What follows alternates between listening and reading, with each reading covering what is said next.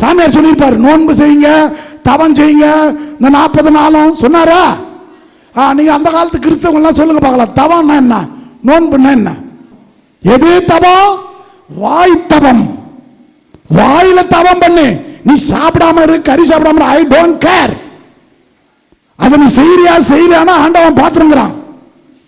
ஆனா முக்கியமான ஒரு நோன்பு, முக்கியமான ஒரு தவம் இந்த நாக்கு. இந்த நாக்கை நோன்புல போட்ட நீ ஆசீர்வதிக்கப்பட்டவன். Praise the Lord.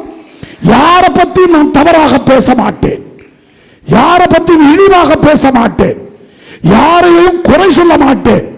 இந்த நாக்கு தவம் இருந்தால், அதுக்கு தான் சாப்பிடாம இரு, ருசியா தின்னாத, கறி மசாலா தின்னாத, நாக்கு கொழுப்பேறி போயிருக்கு, நிப்பாட்டு நாக்க. நாக்கு ரொம்ப அவசியம். தீயினால் சுட்டப்புண் உள்ளாரும் மாறாத